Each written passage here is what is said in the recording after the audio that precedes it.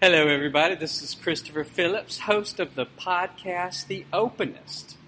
And my guest today has been on our program so many times, I'm tempted to call it a Paulcast.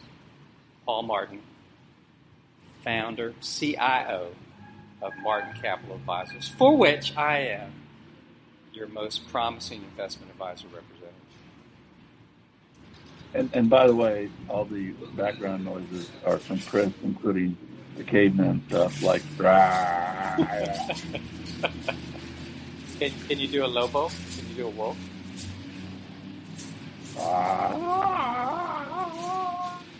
You sound like you're in puberty. Huh? That sounds like a wolf in puberty. Yeah, that's all I do. I only do wolf and puberty. Yeah. You know what, Paul? You just came out with the latest edition of our newsletter, The Compass. But before we go into that, you were recently in New York at a showing your works of art. Yeah. And you like the Midas touch. Everything you do is successful. I don't know about that, but well, tell me about it. Tell me about it. Yeah, it was a lot of fun. I mean, the most fun was the pedicab ride, where we almost died like 30 times. You know, I like living on the edge. You do. You're a little kid. Yeah. By the way, I'll be in Mexico City on Saturday, Sunday, and then coming back Monday morning. When? So, this weekend. Daniel Espinosa. Thanks for the big heads up. Well, it's how I roll, man. Sorry. You know, I don't know. I can't keep up with my calendar. Oh, my God. I can't believe it. Yeah. So Daniel Espinosa, who has the jewelry stores, and he's a jeweler. Really fantastic jewelry. Wants to do an art show at his place in Mexico City. That is so cool. With my stuff, with my art. So what will you be showing? Mainly the universe paintings. So, can I quote you on something? You know, I'm painting the universe, as you know, right? Can I quote you on something you wrote? Sure. Can you dream of worlds unseen? If you can, then create them. There you go. Exactly. Well, tell me about that. You got to make them. If you can't dream of them, then you got to make them.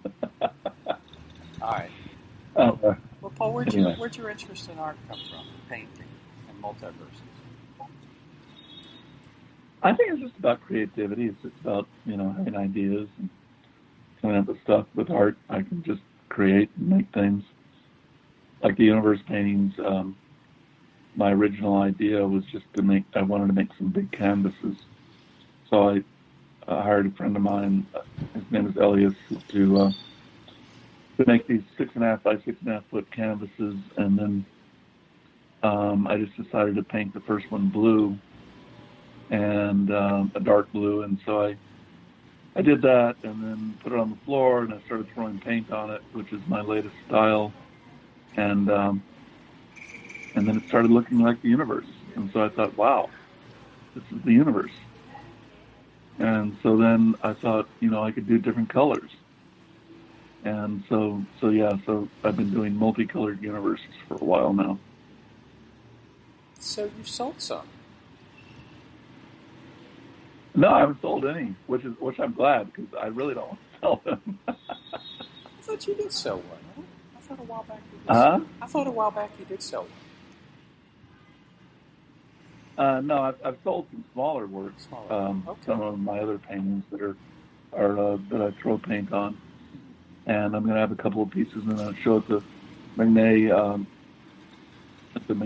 next month called Hip to Be Square.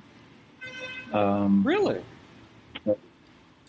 Well, yeah, but they've invited hundreds of artists to participate, so it's not like it's anything. You're what's called self-effacing. Self what? Effacing. Humble. Effacing. Oh. I don't know if I've heard that word before. Effacing? I taught you a new word. EFFAC. ING. When this podcast is over, I want you to go look it up. Effacing. Oh, okay, so that's self-effacing. See, this is what I get for reading on my own without asking people how to pronounce words. See, when it comes to grammar and English, we got a competition going here, man. Hey, I've caught you 3 times now in your newsletter. I've caught you 3. No, you said Effacing. Effacing, I think, is probably the English version, the British version. I hope so. I hope it's some version. Yeah. That's fun. It's really with an A. Effacing. Yeah. Self-effacing. Okay. So, well, can we make a connection between multiverses, art, and the stock market? No. Is the stock market what it is, or is it what you make of it? Yes. It's both. You said you wanted me to do no and yes once we got started on the I did discussion. not. I did not. Yes, you did. Okay, play the tape back. No, You did. I'm not playing it back. I don't want to incriminate myself. Okay. So, All right. no, really though. I mean, wonder, creativity. Can't we put that into investing and stocks in the world? Well, yeah, of course, wonder, is part of it, and creativity as well, as with everything in the world. If you can wonder about something and create something better, then that's cool. Right, but I think you're an exception to the rule in the world of investing. Well, I'm certainly an exception insofar as our performance is better than pretty much all of my competitors, but so for whatever that's worth, I guess. Well, that is why over all the millions of other job offers I got once I became an investment advisor representative, I took yours. I thought it was billions. Billions, exactly. Did you lie to me? I lied. I'm lying to you right now. No. I figured as much. You always lie to me. Yeah. Okay. Fair enough. But is that don't you think that your ability? Well, I shouldn't put it that way. I wonder if your ability to surpass outperform so many others has to do with your creativity and other endeavors. Well, yeah, I think, of course it has to do with, looking at things and wondering about it and wondering about things and, but, quite frankly, as I've told you a number of times, the real secret is, Go ahead. Keep going. Real Somebody's seekers. yelling. I know, I'm moving. Real seekers. What? Go ahead. Real seekers. I don't know about real seekers. As you've told me a number of times, real seekers. Real seekers. Is that what you about said? Real seekers? I don't know what I was saying. You were saying something about seekers. Paul, stop. You were saying something about seekers. Continue. About speakers? Seekers. Seekers. No, I was actually about to say that the real secret is, I wasn't saying secret, seekers, I was saying the real secret is that buy and hold beats everything. Always. And that's what I figured. Yeah. And so that's what most people in the investment business don't get. But as I think you know, we did a study that proved that buy and hold beats everything. So now, were you always a disciple of buy and hold, or did you sort of learn that the hard way? No, I sort of fell into it. It's sort of like it made sense to me, and it wasn't until 2010, I think, that I did a manager search for a nonprofit charitable organization, and I couldn't figure out why all these guys, many of whom I knew very well and were smart guys, their performance was so poor, and mine was so good, especially relative to them. And And then I realized I'm a buy and hold manager. They're not. And so we did a study that confirmed that. And so, I mean, I'm one of those guys that if I'm looking at something and it doesn't make sense, then I look into it further and I try to figure it out. So no, I kind of randomly fell into it. Huh. So that means you're an inquirer and a seeker, even though I misunderstood you the first time when you were saying seeker. Right. Yeah. So you've been buying hold for how long? That's been your philosophy for how long? Well, since I started this, since I started Martin Capital back in 1989. Now, when the market tanks... Are you back inside again? No, but when the market tanks, do you get, like it went down like 700 something last week, do you get like anxious calls even from people who've been with you a long time? Oh yeah, of course. Yeah. And you have to, what do you do? What's that? How do you handle it? I just tell them to go to hell and hang up the phone. Oh. No, because you've got clients who've been with you a really long time. Yeah, like 30 years, 35 years. But that says something about you, that they know that your approach, obviously, good times and bad, is the approach to take. Well, yeah, they've made a lot of money. If you're with me over 5 years, you're doing pretty well. Yes, you are. So, Paul, this latest newsletter, The Compass, you basically were kinder to the Fed than you have been in the past. Is that fair to say? Yeah, because they cut. It was a preemptive cut. It was the first one they've done since 1998. And I'm realizing, hey, maybe they get it this time, as they did in 95 and 98. And we had a great bull market in all of those years, up till 2000.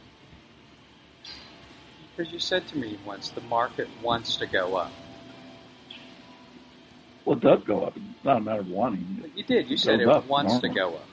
But sometimes... Well, it wants to go up, and it does go up. I mean, But sometimes the Fed does bonehead things that can stand in the way. No, every economically driven recession and bear market have been driven by the Fed since at least the 50s. That's incredible. Yeah. That's incredible. The Fed takes us down. Well, right now, okay. But right now, quite frankly, if they hadn't cut at this last meeting at the end of July, we would have gotten a sell signal on our model. But they cut. And again, it was a preemptive cut. They didn't have like a bunch of indicators screaming at them that the economy is going down the tubes. They cut because they were looking at the yield curve. Though, the 3-month yield is higher than the 10-year yield as we speak.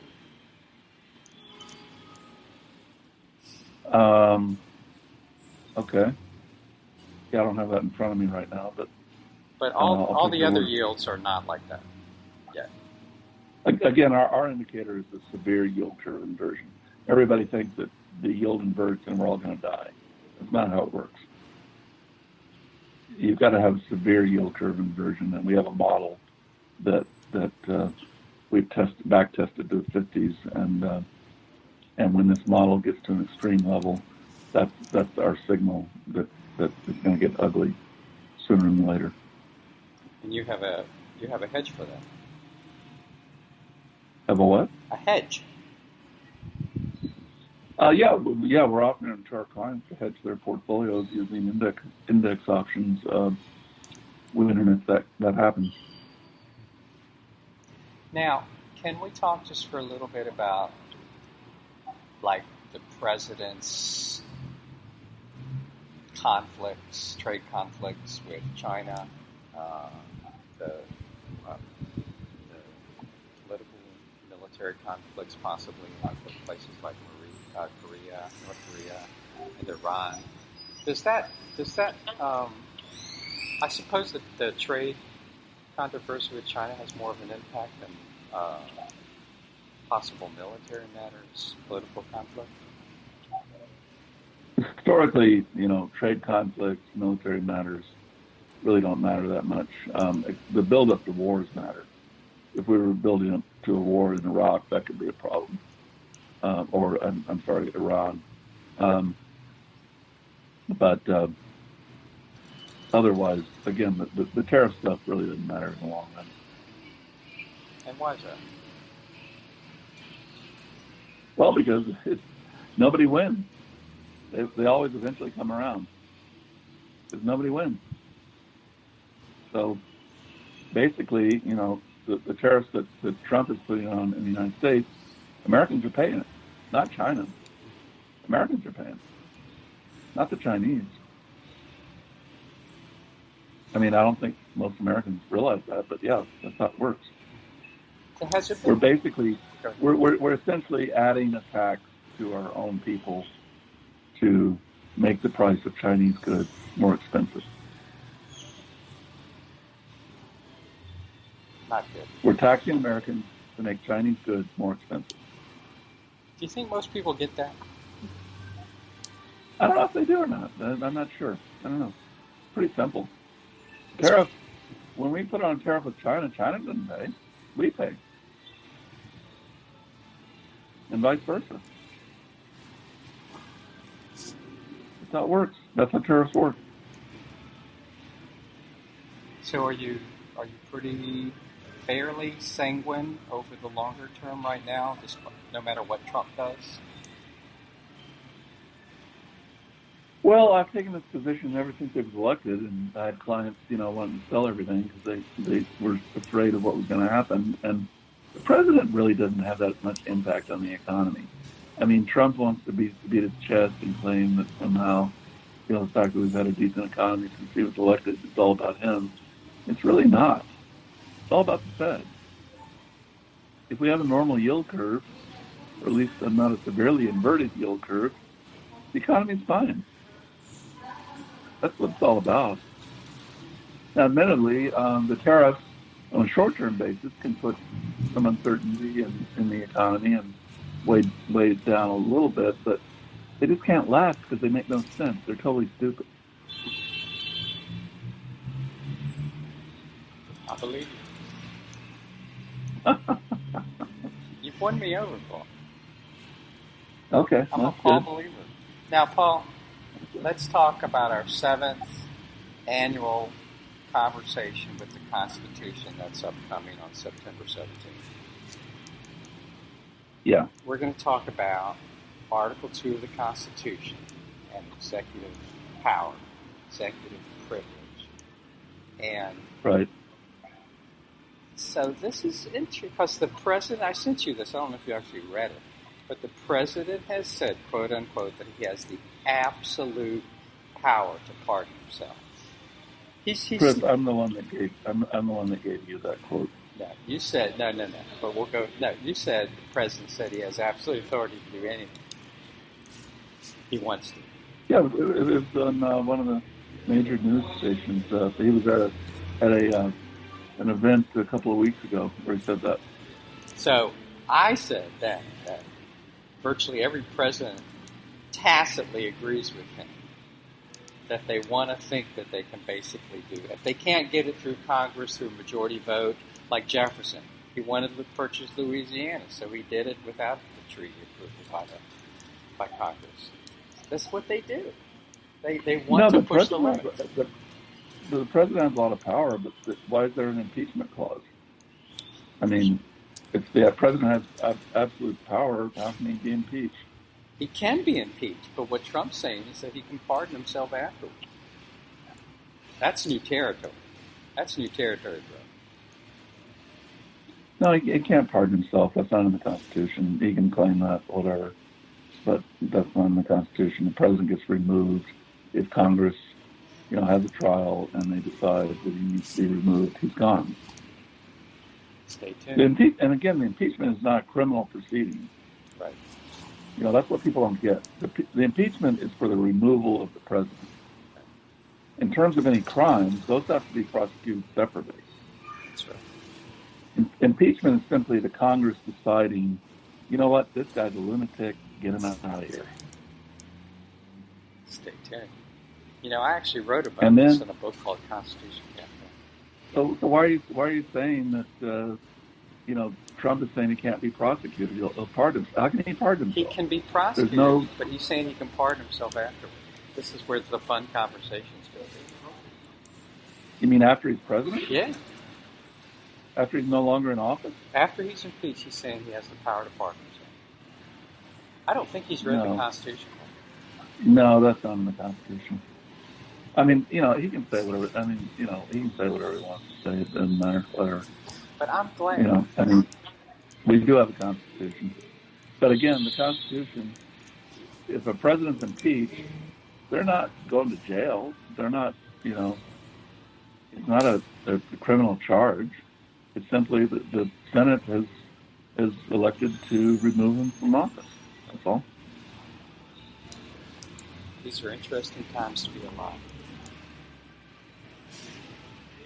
It's always interesting times, always.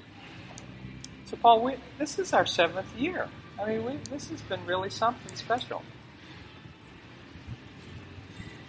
Yeah, I'm actually turning it over more to to Charles Moffat to handle it. Oh, you're getting tired of me. No, I'm not getting tired of you, just in terms of the organization and whatever. No, it's a lot of work. I've told you this before. You have created something so cool. I mean, you are the force behind this. And I'll never forget the first one we did. You created this ambiance. It was extraordinary. And we sat on, circular tables, and we all, students, young students, professionals, community denizens, just inquired together as equals. And it was such a beautiful thing. It's just so cool that we do it year after year on Constitution Day. Yeah, well, yeah. In other words, Paul, definitely. you created a world. You created a world for us. You did. I'm not kidding. You created this special ambiance for us to inquire. I'm always creating worlds. You are, exactly. No, Chris, I'm not creating worlds. I'm creating universes. You are. I've moved beyond that. You have. No, but I it's create true. universes now. You do. I mean, Okay. but you also have you make commitments to things. Even whether it's buying hold or doing the Constitution Cafe or staying my friend even in my most erratic moment. You were there. Yeah. Okay. Well. Yeah. But I've moved beyond creating worlds. I create universes now. So just want to make that clear. Fair enough. Okay, Paul. Yeah. Well, this is a wrap for this latest Paulcast of the Openist. Thank you, as always, for being our guest. If you wake up... Okay, well, be glad and don't be too sad. Oh, that's beautiful, Paul. I'm going to call Hallmark right now. Okay. See you. Bye. Thanks. Thank you. Paul Martin, founder, Chief Investment Officer, Martin Capital Advisors, martincapital.com, for which I am a fearless investment advisor representative. I'm going to get you another client soon, Paul. It kills me. Okay. Have a good one. All See right. you. Bye-bye.